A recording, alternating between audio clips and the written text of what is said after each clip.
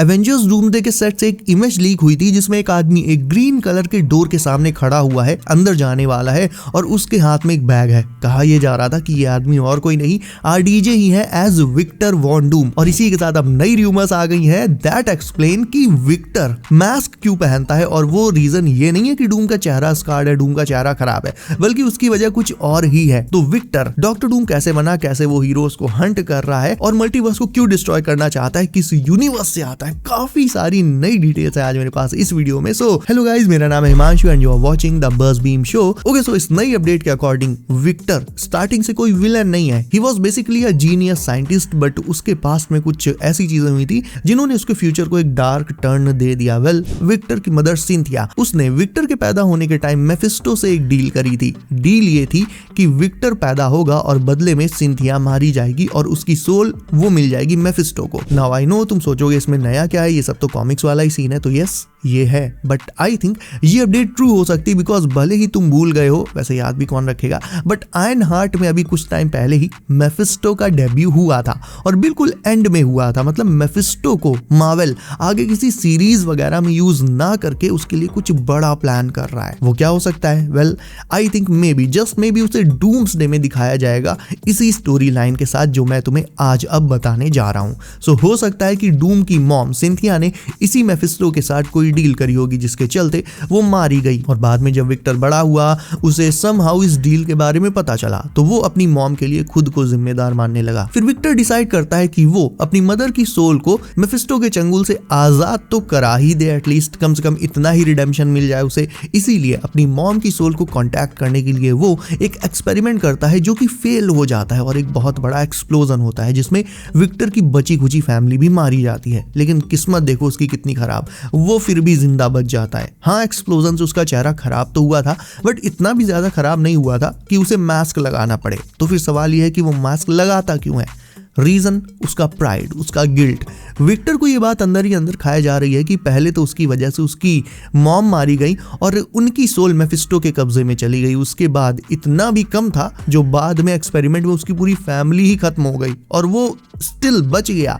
इन सारी चीजों का गिल्ट उस पर बहुत हावी हो चुका है और इसी गिल्ट के चलते विक्टर अपना फेस किसी को दिखाना ही नहीं चाहता और एग्जैक्टली इसीलिए वो मास्क पहनता है। यानी उसके मास्क का जो कनेक्शन है वो उसके फेस के स्कार्स से ना होकर उसके गिल्ट से है। उसका ये फेल्ड एक्सपेरिमेंट ना सिर्फ उसे घायल कर देता है बल्कि इस एक्सपेरिमेंट में उसे एक ऐसी एनर्जी मिलती है जिसमें मैजिक और साइंस दोनों ब्लेंड थे। और ये ऑब्वियस भी है बिकॉज भले ही विक्टर कितना भी जीनियस हो, केवल साइंस की ही मदद से वो मेफिस्टो, हेल, सोल इन सब पर काम नहीं कर सकता। ये सब पैरानॉर्मल चीजें हैं और इनसे कनेक्शन बनाने के लिए साइंस से ज्यादा जरूरत होती है मैजिकल स्पेल्स की, जादू टोने की। तो अल्टीमेटली विक्टर का जो एक्सपेरिमेंट था ये खुद में केवल साइंस तक लिमिटेड नहीं था बल्कि साइंस और मैजिक दोनों का ब्लेंड था। और इसी तरह से डूम्सडे में डॉक्टर डूम को साइंस के साथ साथ मैजिक में भी परफेक्शन मिल जाता है। आगे इस अपडेट में यह भी बताया गया कि रीड रिचर्ड्स इस पूरी स्टोरी में इनडायरेक्टली अपीयर होता है। मतलब हमें यह दिखाया जाएगा कि विक्टर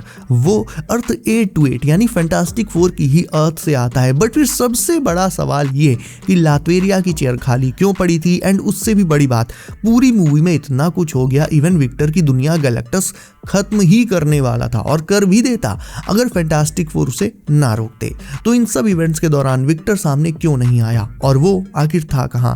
सो इन सारे सवालों के जवाब अब देता हूं तुम्हें। एंड बाय द वे मजा आ रहा है तो लाइक कर दे चलो यार, मेरा भी थोड़ा भला हो जाएगा। Okay, so Reed Richards Victor का दोस्त ही था और विक्टर जब ये सोल वाला एक्सपेरिमेंट करने जा रहा था उससे पहले ही रीड ने विक्टर को वार्न कर दिया था कि वो ऐसा ना करे, इसमें बहुत रिस्क है। बट विक्टर वो नहीं माना, उसे तो ये एक्सपेरिमेंट किसी भी कीमत पर करना ही था। वहां से रीड और विक्टर की दोस्ती टूट जाती है, दोनों के रास्ते अलग अलग हो जाते हैं और उस एक्सपेरिमेंट में हुए धमाके के कुछ सालों बाद तक विक्टर गायब हो जाता है। Now to answer your question कि इतना कुछ हुआ, गैलेक्टस आया, बैटल्स हुए, दुनिया खत्म होते होते बची, फिर भी डूम सामने क्यों नहीं आया, विक्टर सामने क्यों नहीं आया? तो वेल, आई थिंक ये जो एक्सपेरिमेंट में हुए धमाके के बाद कुछ सालों तक विक्टर छिपा रहा, डिसअपियर हो गया गैलेक्टस इन्हीं सालों में किसी पॉइंट पर आया होगा और फैंटास्टिक फोर वाला ये पूरा तमाशा इन्हीं ईयर्स में हुआ होगा जब विक्टर धमाके के बाद गायब हो गया था। इसीलिए विक्टर सामने आया ही नहीं, क्योंकि विक्टर उस टाइम खुद ही अपनी प्रॉब्लम से जूझ रहा था।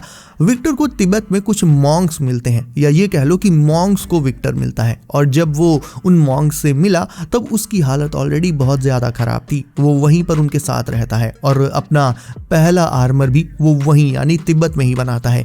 इसके अलावा कहानी का एक इम्पॉर्टेंट पार्ट ये भी है कि जब वो विक्टर से डूम बना और अपना पहला आर्मर बनाया तब उसने जो मास्क बनाया तो बनाने के बाद उसे ठंडा नहीं होने दिया मास्क को, बल्कि मास्क को फोर्ज करने के जस्ट बाद ही ताज़ा ताज़ा एकदम गर्मा गर्म मुंह पर तुरंत पहन लिया उसे, ताकि उससे जो उसे पेन हो वो पेन उसे बार बार उसके फेलियर की, उसके फेल्ड एक्सपेरिमेंट की याद दिलाता रहे कि कैसे उसका एक्सपेरिमेंट फेल हुआ और कैसे उसकी फैमिली उस एक्सप्लोजन में मारी गई। उसकी लाइफ में इतना कुछ हो चुका था कि जैसे तैसे उसकी बॉडी तो सरवाइव कर गई थी, लेकिन उसका माइंड वो पूरी तरह से शैटर हो चुका था। उसी पल से डूम बनने के बाद से ही उसे अपनी मदर की आवाजें सुनाई देने लगती हैं, उनकी सोल की आवाजें, वो सोल जो मेफिस्टो की वजह से दो दुनियाओं के बीच फंसी हुई थी। और इन सब के बाद विक्टर जब डूम बन जाता है तो वो वापस अपने घर जाता है, उसी जगह पर जहां उसने वो फेल्ड एक्सपेरिमेंट किया था। एंड वहां पर उसे जो दिखता है उसे देखकर वो शॉक्ड रह जाता है और यहीं से, ठीक यहीं से अब वो एवेंजर्स को हंट करना शुरू करेगा। वेल, तुम सोच रहोगे कि ऐसा क्या दिख गया उसे, तो बेसिकली जिस जगह पर उसने वो एक्सपेरिमेंट किया था और एक्सप्लोजन वगैरह हुआ था, वहां एक्सप्लोजन के बाद एक डायमेंशनल रिफ्ट खुल गई थी, यानी यूनिवर्सेस के बीच में एक क्रैक, एक दरार खुल गई थी उस एक्सपेरिमेंट के चलते। और यही मूवी का वो क्रूशियल मोमेंट होगा जब डूम पहली बार मल्टीवर्स के कांटेक्ट में आएगा। अब ये चीज और ज्यादा सेंस इसलिए बनाती है बिकॉज याद करो कुछ टाइम पहले शंघाई का जो इवेंट हुआ था जिसमें डॉक्टर डूम का होलोग्राम शो दिखाया गया था, उसमें डूम का हाथ एक ऐसी ही रिफ्ट से निकलते हुए दिखाया जा रहा था। तो रिफ्ट वर्ड देखते ही सबसे पहली बात मेरे माइंड में यही आई थी और इसीलिए मुझे लगा कि भाई हाँ, ये चीज तो फुल ऑन सेंस बनाती है। सो ये अपडेट तो इतनी ही थी, बट आगे इसमें मैंने अपनी खुद की रिसर्च भी ऐड करी है, वो भी अब तुम्हें बताता हूँ। सो सीन बेसिकली ये है कि उस रिफ्ट के थ्रू जब डूम दूसरे यूनिवर्सेस में गया, वहां उसने अपने दूसरे वेरिएंट्स को देखा, मे बी उन्हें खत्म किया। उन यूनिवर्सेस में उसका सामना अनगिनत एवेंजर्स से भी हुआ, सबने उसे मारने की कोशिश की, लेकिन हुआ इसका ठीक उल्टा। डूम के हाथों सब मारे गए। किसी यूनिवर्स के थॉर और कैप्टन मार्वल, इन्हें भी डूम ने मार दिया और इनके सिंबल्स को अपने सूट में चेस्ट पर लगाकर घूमता है अब वो, as a symbol of his power, victory and dominance. अलग अलग यूनिवर्सेस में जाकर उसे पता चला कि रियलिटी कितनी फ्रेजाइल है। उसने कुछ गलत नहीं किया अपनी दुनिया में, फिर भी उसने सब खो दिया। और दूसरे यूनिवर्सेस में उसके जो दूसरे वेरिएंट्स हैं, जो ऑन पर्पस जानबूझकर गलत काम करते हैं, इविल हैं, वो सब के सब मजे कर रहे हैं, उनकी फैमिली भी उनके साथ है। ये सब देखकर किसी की भी सैनिटी वर्ज पर आ जाएगी। याद करो मल्टीवर्स ऑफ मैडनेस में वांडा के साथ भी ठीक यही हुआ था। वो मानती थी कि वो एक हीरो है, जो कि वो थी पहले। दूसरे हीरोज गलतियां करते तो भी उनके साथ अच्छा होता, और वांडा अगर हीरोज वाले काम भी करती तो भी उसके साथ गलत हो जाता, बुरा हो जाता। तो ये तो नाइंसाफी है ना। इसीलिए एंड में वांडा की बुद्धि पलट गई और फिर उसने जो तबाही मचाई, ठीक उसी तरह से डूम के साथ भी हो सकता है वो दूसरे यूनिवर्सेस में अपने वेरिएंट्स को मार के उनकी जगह लेने की भी कोशिश करे। ऐसे यूनिवर्सेस जहां उसकी मॉम और बाकी फैमिली सही सलामत हो, बट उसे अपनी असली मॉम की आवाजें तब भी सुनाई देंगी। प्लस सबसे बड़ी बात, उसके इसी बेलगाम मल्टीवर्सल ट्रैवल की वजह से बेहिसाब इनकर्जन्स होंगे और मल्टीवर्स कोलैप्स करने लगेगा।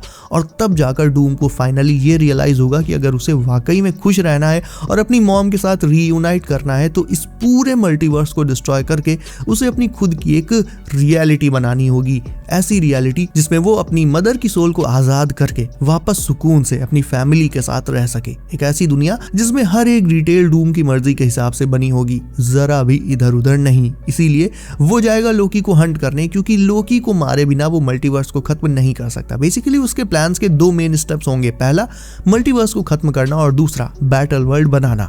एक स्टेप तो उसने ऑलरेडी फैंटास्टिक फोर में कंप्लीट कर ही लिया था जब उसने फ्रैंकलिन को किडनैप किया था, क्योंकि फ्रैंकलिन के पास रियलिटी अल्टरिंग पावर्स हैं, तो वो डूम के कहने पर उसके लिए बैटल वर्ल्ड तैयार कर सकता है। तो एक काम तो हो गया। दूसरा जो सबसे मुश्किल काम बचा है वो है लोकी तक समहाउ पहुंचना और फिर उसे डीथ्रोन करके सारी एग्जिस्टिंग रियलिटीज और मल्टीवर्स को कोलैप्स करके खत्म कर देना। ये काम मेनली वो डूम्सडे में करेगा। और आई थिंक कि अगर आज वाली थ्योरी सच है तो डूम्सडे में डूम के 616 100005 और फिर TVA से होते हुए सिटाडेल के पार लोकी तक पहुंचने की पूरी जर्नी दिखाई जाएगी। तभी जाकर वो अपने मकसद में कामयाब हो पाएगा, यानी डूम का नेक्स्ट और मेन टारगेट है लोकी।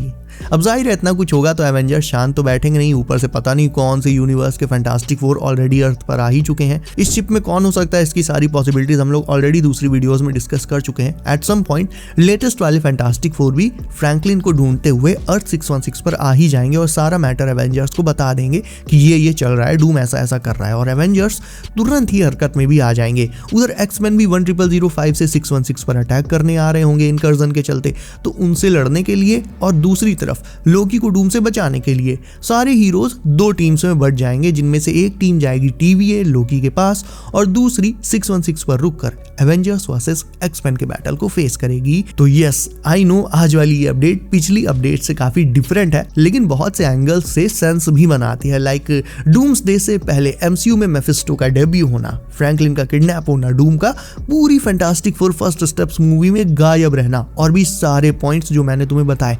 तो हाँ, सेंस तो बना रहा है ये सब। तुम्हें कैसी लगी ये थ्योरी मुझे कमेंट करके अभी बताओ। इसके अलावा वीडियो को अभी तक लाइक नहीं किया है तो इसे भी लाइक करके चैनल कर लो सब, नोटिफिकेशंस को ऑल पर डालना बिल्कुल न भूलना, ताकि आने वाली latest MCU leaks and updates तुमसे कभी भी मिस ना हो। सो बी सेफ गाइस, अपना ख्याल रखिए आप। मेरा नाम है Himanshu and as always I will see you in next one.